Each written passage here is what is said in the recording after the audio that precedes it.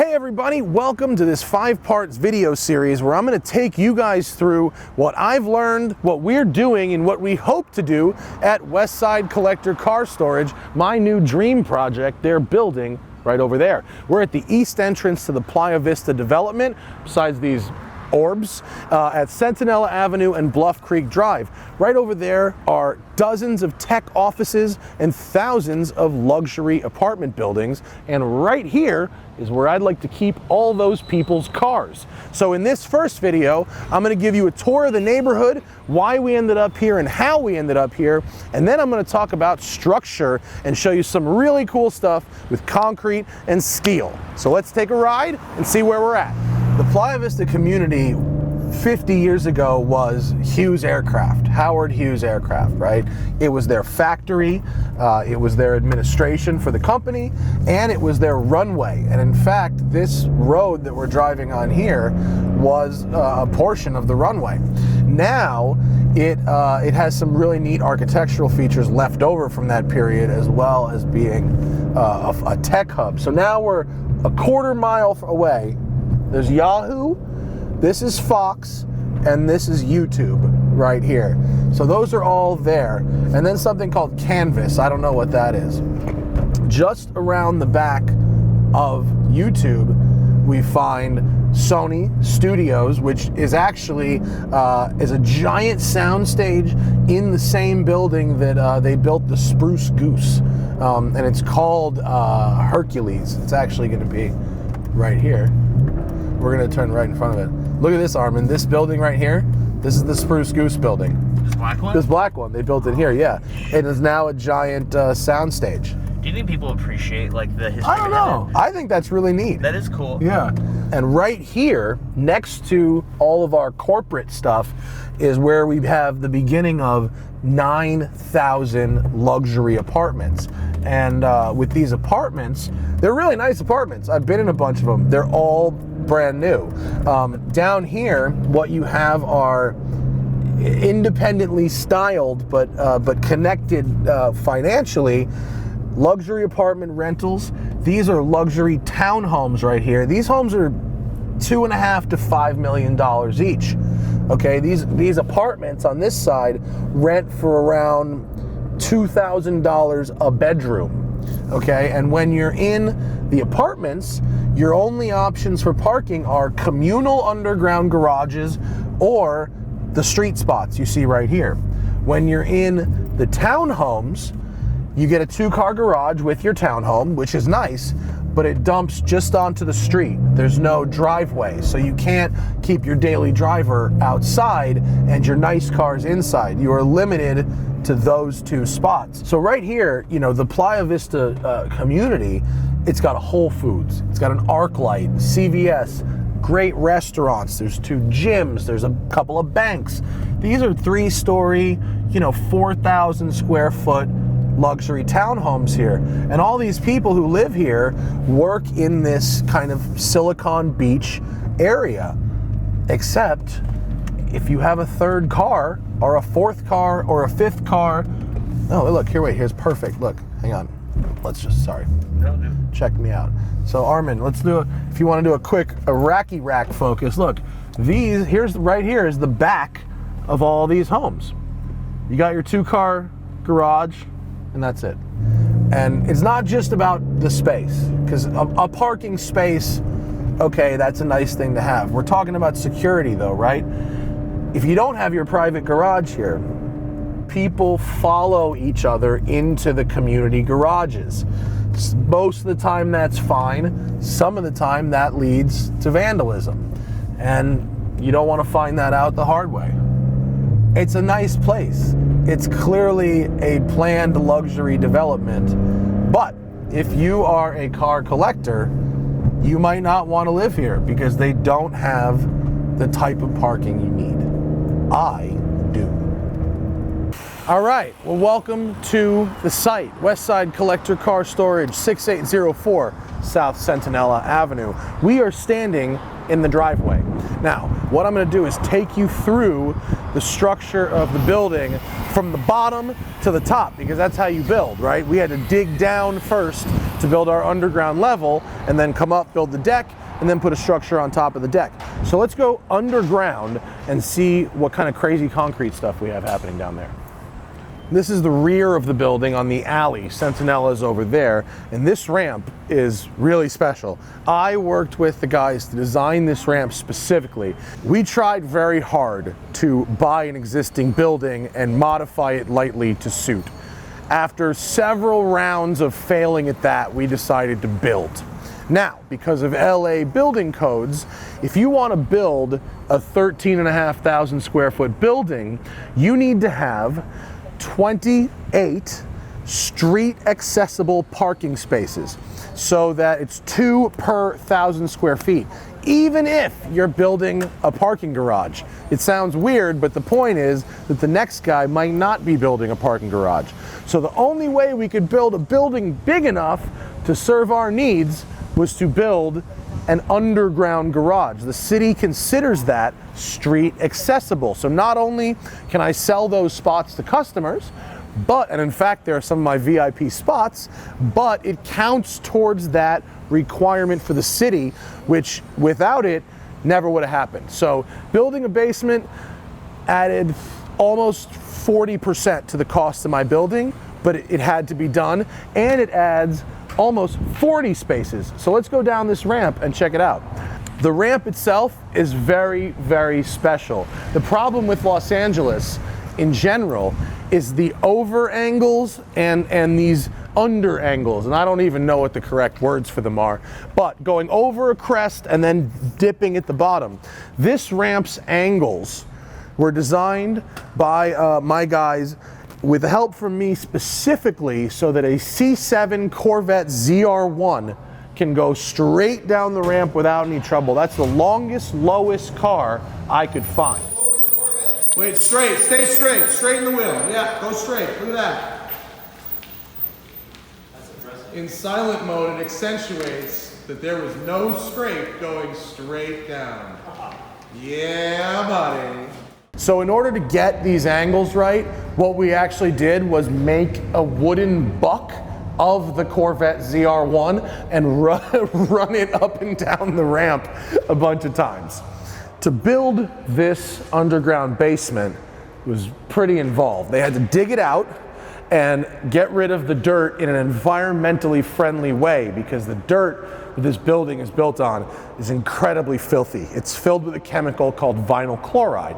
That chemical was in the ground because of Howard Hughes and his aircraft company. I didn't cause that problem, but as the property owner, it was on me to remediate that problem, which means digging out all this dirt and disposing of it in an environmentally friendly way. It was not fun. Then you have to put up shoring to hold the outside out. You have to put an environmental barrier, which is basically a massive tarp, underneath, and then you put rebar and you pour concrete. The ground that we're standing on here is 31 inches of poured concrete. It's like this, and rebar. They poured it in one day, and it took over 100 trucks lined up down Centinela, pouring one after the other to do it. It was quite an extraordinary sight. So that set, and then they built out the walls. What's really cool is we have evidence of it. These steel beams, which you can see going around most of the perimeter of the underground level, are what remains of our steel shoring. They put these shoring pylons in, big jackhammer, put them in, and then they put plywood behind them to hold out the walls. Then they do these walls with shotcrete, which is like a fire hose spraying concrete. And these walls are 14 inches thick of solid concrete over rebar. Really, really cool to watch them spray it and then even it out. I love it. And I've elected to, rather than remove the shoring, so you see here, some of these shorings have to be removed. This is because we're in an official parking space. And the game of inches is so small that the 4 inches that those beams stuck out crept into an official parking space here. So these had to go legally. The original plan was for all of them to go, but I said, what if we leave as many as we can leave and backlight them with LEDs? So you can see here, we've got wiring, and we're gonna backlight all these to give you a real cool Batcave-y effect. So we've left some of those shorings intentionally, right? So our floor is incredibly thick and solid, and then our elevator lobby over here. Hey guys, just giving a tour. And this is our elevator lobby, which is all poured concrete. You can see the wood, the remainder of the wood where they poured around. So our elevator and our emergency exit stairs are here, okay? As you look up, now we have to think about the deck, okay? The deck is the ground floor, or down here, our ceiling, okay? So the deck changes height. Here's a good place to look, sorry. So you can look at this joint right up here. The deck is at 3 different levels. So the thinnest part of the deck, which is right here, is 18 inches thick. And in fact, you can see up through it for where our plumbing goes through. Then it gets thicker here because on this part, it's holding our quad stackers, the weight of those quads, which is targeted on certain parts of the deck. And then you have this horizontal column here that's the thickest part of the deck because that's holding the maximum amount of weight. So the way they did this was they put up what they call shoring, and what that really means is, if you're not into construction, is they made a layer of flat plywood boards held up by shoring supports. So these things stand up, hold wood up here, and then they build rebar above it, and then they pour concrete in from the top. Now, come over to a really well lit part of the concrete so I can show you some details that really make me happy. When they put up this wood, and they put up the shoring to hold it, they build rebar above it. Now that rebar, because of the weight of the lifts, is really dense, really thick, heavy gauge rebar, and it's like double thickness. The rebar guys are nuts. But the problem is you have to pour concrete in above that. You need it to get through that rebar, and concrete is like rocks and sand and water. So they do 2 things. One, they came up with a custom mix of concrete that had a finer grain and would get through the rebar. They also hooked up these big vibrating things to all the rebar and shook it to make sure it all settled down, right? And then when they took all the wood and the shoring away, what you're left with is this absolutely stunning concrete work. And I didn't really know what to look for before I was taught, but what we look for in this concrete is that rock bubbles, air bubbles, basically, we look for anything that isn't a uniform piece of concrete. And as you look around, it's all good. It's all amazing. There's no rock bubbles or air bubbles. It's a very smooth piece of concrete. And when you consider that this has been poured 18 inches thick through a double layer of rebar, and this is the very bottom, the very end of the road for it, it's still perfect. That means the rest of it's going to be great. Meaning for the next 40 years, I have dope concrete. And that is really important. And it especially is important because it was raining and we had to wait to do the pour. And so every week we had to wait, we couldn't pour. It was driving me nuts. You're losing money every week you're not open, but they're just going, dude, when the concrete, backlit. But they're just going, dude, you know, when the concrete is good, you won't care about that week. And they were right. I don't care about the week, but I'm stoked on the concrete pour.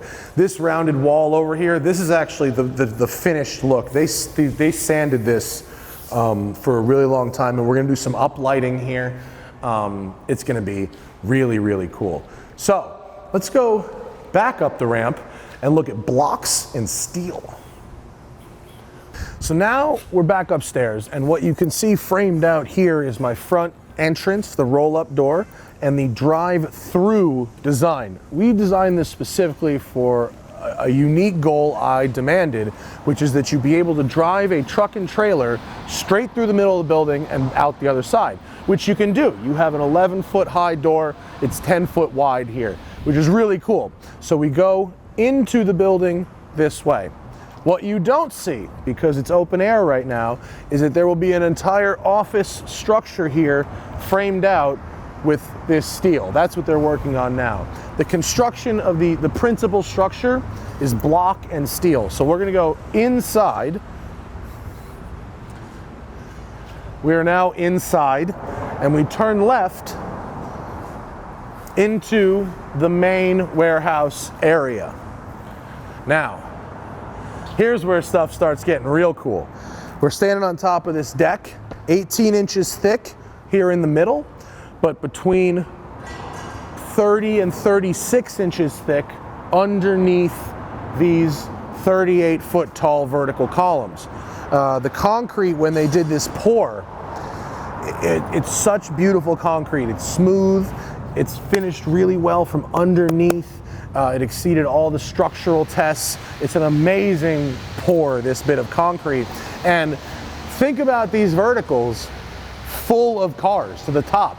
So as you come in to the building, we've got our structural columns, and then we've got our car lift columns. In this room will be 18 Park Plus QP 1000 quad stackers. This is the first indoor stacking system in Southern California, quad, and it's the first quad stacking system over a basement anywhere in the world. So this open deck floor has to hold the weight of a 5-story parking garage on it with nothing under it. So that is a really cool feat of engineering, especially when you consider LA seismic. The rule for this is that you have to be able to withstand a 12.0. There's never been a 12.0 in LA. So what does that really mean? It means you have to withstand multiple 8.0s or whatever. In the real world, it's pretty heavy duty. Okay, so our walls, we'll go outside in. Our walls are 43 feet tall. They are 12-inch block, and they are filled with vertical rebar, and then they pour concrete grout in them from the top. So it's a 12-inch cinder block filled with steel and concrete. That's what the entire exterior of the building is made of. And things that aren't steel and concrete are just this giant I-beam steel. For instance, come take a peek at just this real quick. So this is a door frame. This is the roll-up door on this side, but this is just a regular old door.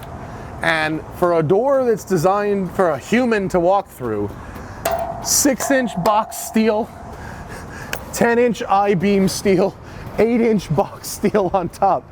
This point in the building right here, this beam and this point holds up a uniquely high amount of weight. And that leads to what is probably the strongest door frame in Los Angeles. If there's an earthquake, they say to stand under a door frame, the world could fall on your head under this door frame. So there's a lot of heavy gauge steel, more than most people could really ever imagine for something as simple as a parking garage. These columns, so every Park Plus quad is made of 4 columns. Some of them are linked together. When you have 2 next to each other, they share a column. They share a center column, right? Because you can put lifts on both sides of the column. Each column is 38 feet tall and weighs 4,000 pounds, each one. And right now, they're almost finger tight on these, what they call embeds. So it sunken into the concrete is, imagine a sandwich, steel plate, bars. Now that's sunken into the concrete in exactly precise locations down to the 1/4 of an inch or something like that. And then these are placed on top of them with these crazy nuts holding these on. Now these aren't fully tight yet, because what has to happen is this week they're going to come in and connect all of them at the top. So all the columns link together at the top, creating a giant steel cage. They then tighten the whole cage down together, so the whole thing becomes a structural steel cage. As far as earthquakes, it would be virtually impossible to take that cage down. I mean, they tell me you could throw the whole cage like off of a building or something and it would be fine. And these columns themselves, so the difference between a quad stacker here in the city of Los Angeles and anywhere else in the world is two main differences. One is the steel. This steel is double thickness. All the way up, every piece is double thickness of the same exact unit that they sell outside of LA. Same company, same QP 1000 quad stacker. The LA ones are double thick. The stackers themselves are also integrated into the structure of the building because of the very heavy targeted loads that they place on the concrete. Remember, each of these is holding 4 cars vertical. So that's a quick overview of our structure of the building as well as why we've chosen the location we are. I hope you've enjoyed that. We got some more coming. Next time I'm going to tell you about our lifts, a little more about them, as well as the power requirements of running them. You can't just plug those things in. It's going to be really neat. In the meantime, if you want to sign up to get your car in here, a front row seat to the Smoking Tire podcast, access to our members lounge, all kinds of other perks, hit the link in the description for westsidecollectorcarstorage.com. If you are in LA and interested in being a customer, I will give you a personal tour myself. Thank you for watching, and I'll see you for the next one. Bye.